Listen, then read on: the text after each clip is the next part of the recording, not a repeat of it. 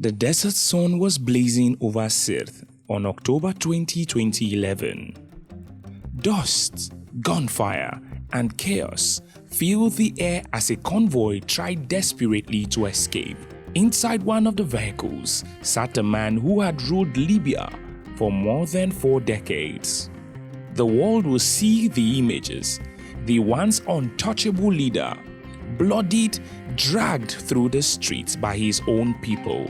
His death was broadcast across the globe, but what those pictures could not capture was the deeper story of how a boy from a Bedouin tent rose to challenge the West, dream of a united Africa, and build an empire of power and fear. His final moments were brutal, but his life was even more revolutionary.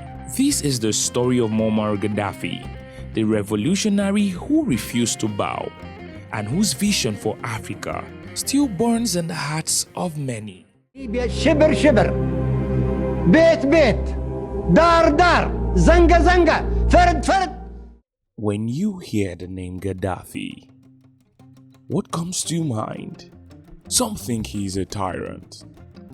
Others, just a man who was about to cause a revolution but was not prepared for it. Oftentimes, we leave history to decide. And other times, when history is retold, we have new answers. So about Gaddafi, walk with me at the end of this. Maybe you will have your mind changed or your convictions resolute. Let's start from the beginning. Few leaders in modern history have provoked as much fascination and controversy as Muammar Gaddafi. To some, he was a revolutionary hero, a Pan-African visionary who sought to unify the continent. To others, stifling dissent while amassing vast wealth. But how did this son of a desert nomad rise to control one of Africa's richest nations?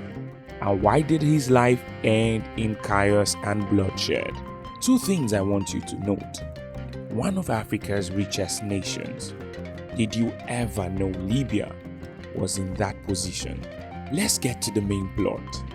Every great leader's life has a beginning, and what spurs them into action. Muammar Mohammed Abu Muammar Gaddafi was born on June 7, 1942, in a Bedouin tent near Sirte, a small desert town along Libya's Mediterranean coast. His family was poor. His father was a nomadic herdsman. Despite humble beginnings, young Muammar showed ambition and charisma. Educated in a series of Islamic schools, he was influenced by Arab nationalism and anti-colonial sentiments. Libya, like much of North Africa, was scarred by foreign domination, from Ottoman rule to Italian colonization. Gaddafi idolized Egypt's president Gamal Abdel Nasser and embraced the dream of Arab unity. Guess what? Like most Pan-African leaders, there is a force that pushes. Because in 1963, Gaddafi entered the Libyan military academy.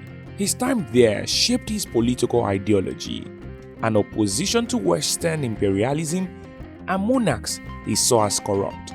This ideology would soon propel him into power. At this point, you should ask yourself the question, whose side of the story am I hearing? Is this what the media often presents? I'm not trying to make you change your mind. I'm just taking you down history lane from another perspective. Because in 1969, Libya was under King Idris, an aging monarch seen as weak and out of touch. Oil had been discovered in the 1950s, but much of Libya's wealth was controlled by foreign companies and airlines. The same old story. Gaddafi, then a 27-year-old army captain, orchestrated a bloodless coup. Then September 1st, 1969, the monarchy fell without resistance. Well, at this point, one would imagine that sometimes what you take is not what you are given. Because there's an irony here. From a bloodless coup to one of the bloodiest battles that ever took away a head of state or a president in Africa. Gaddafi declared Libya a republic, with himself as its leader. He adopted the title brother leader and guide of the revolution, rather than president or king. Inspired by Nasser, he sought to rid Libya of foreign influence and redistribute wealth. Why not? Why shouldn't everybody have food on their table when they want it? Under his rule, foreign military bases were closed. Oil wealth was nationalized, and rents and utilities were reduced or eliminated for many Libyans. Gaddafi promised an egalitarian society, guided by his political philosophy outlined in his Green Book. That's just one side of his story. If you were on the other side and had foreign oil wells, and you had them being shut down instantly over a period of time because someone else wanted their good, wouldn't you feel bad? Wouldn't you want to take action? However, let's leave the answers to the history book. You have heard about Gaddafi's Green Book. Let's take a detour and see what the Green Book meant and its transformation. In the 1970s, Gaddafi introduced his unique ideology, what he called the Third International Theory, combining elements of socialism, Islam, and direct democracy. He rejected Western capitalism and Soviet communism alike. The Green Book advocated for people's committees instead of parliamentary systems. Libya became known as the Great Socialist People's Libyan Arab Jamahiriya, a state of the masses. Now, did all of this move make great gain, or were they just words on paper, or words etched in a Green Book? Let's see. Oil revenues began to fund massive infrastructure projects, free healthcare, education, and housing programs which transformed Libya. By the 1980s, Libya boasted one of Africa's highest standards of living. Literacy rates soared, and the country developed the world's largest irrigation system, the Great Man-Made River, bringing water to arid desert regions.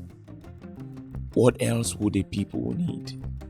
Because you see, Muammar Gaddafi did not just make impact both inland, he also made it abroad. Gaddafi's ambitions extended beyond Libya. Initially, he sought Arab unity, funding movements across the Middle East, but after repeated failures, he turned to Africa. He championed the idea of United States of Africa, providing financial and political support to liberation movements across the continent. From South Africa's anti-apartheid struggle to the African Union's formation, Gaddafi invested heavily in African nations, funded satellite projects, and backed leaders aligned with his Pan-Africanist vision. He also proposed a single African currency, backed by gold. After all, Africa has gold. Africa wouldn't have been dependent on a foreign currency dictating the terms of the economy. You should ask yourself, with all of these, wouldn't people be smiling? But remember, there are two sides to this story. Because Gaddafi's foreign policy also drew condemnation. He was accused of supporting terrorism, most infamously linked to the 1988 Occupy bombing, which killed 270 people. Libya faced crippling international sanctions in the 1990s, isolating the nation and straining its economy. Inside Libya, Gaddafi's rule was a paradox. On one hand, he raised living standards dramatically, subsidizing housing, free education, and healthcare, made Libya an envy of many developing nations.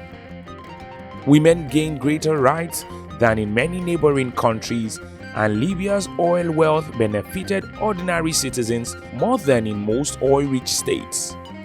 On the other hand, political dissent was not tolerated. Critics faced imprisonment, exile, or death. Gaddafi's revolutionary committees surveilled citizens, his eccentric style, colorful robes, especially the cap, Bedouin tents on foreign trips, female bodyguards, fascinated the world but masked the repression within. Well, you know how it is. Watching from the sidelines is different. Watching as the coach is different. Playing as the player can be quite tasking. Who knows how every other person who thought they would have led better could have thought. But then, let's move to the Arab Springs. This time around, it wasn't a fall of water. It led to the fall of a man. In 2011, the winds of the Arab Springs reached Libya. Protests erupted against Gaddafi's 42-year rule. What began as demonstrations turned into an armed uprising. Gaddafi's forces cracked down violently, prompting international outrage. NATO intervened, launching airstrikes against Gaddafi's military. Rebel forces gained ground, and by October 2011, Gaddafi's regime had collapsed. On October 20, 2011, Gaddafi was captured by rebel fighters in his hometown of Sirte. What followed was brutal. He was beaten and killed in chaos. The once powerful brother leader died in a drainage pipe near the place of his birth.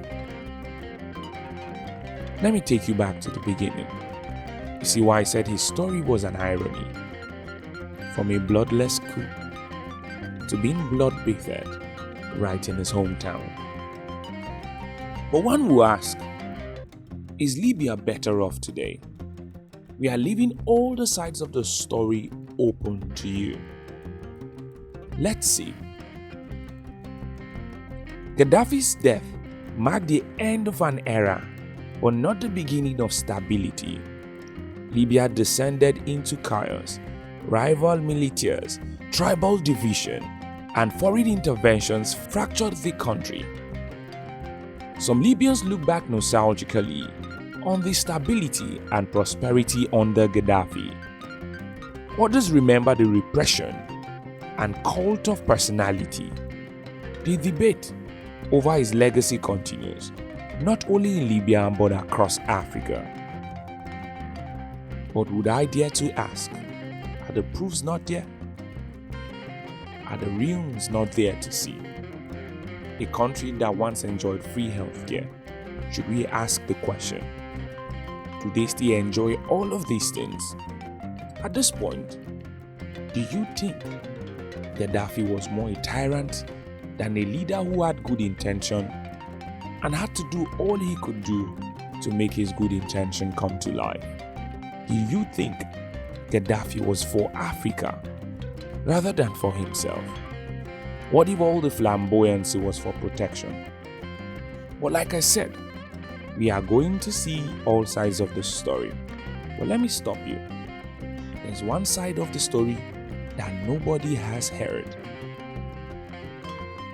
The sides of the ones who call the shots at the foreign levels. We have not heard their side of the story, just their side of compassion and sending military forces to a people who might not have needed one, or a people who might have been confused and not know where they were headed. That seemed harsh. But hear me. Muammar Gaddafi's life is a cautionary tale of revolution, power and downfall, from desert tent to palaces of power. He shaped Libya over 4 decades. His vision of Pan-Africanism inspired many, but his authoritarian rule and miscalculations led to his violent end. Now there's the balance. The story of Gaddafi raises a question that still haunts Libya. Can the nation ever find peace and unity without him? Or was he the very reason it lacked both? Even in his death, we are still laying blames. So what say you? Let's hear in the comment section. If you were Gaddafi, what would you have done better? And if you were to advise him from the beginning, would you have asked him to go on the thankless errand? Until next time, this is Voice of Africans by Africans. Let's hear your side and perspective of the story. Voice of Africa by Africans.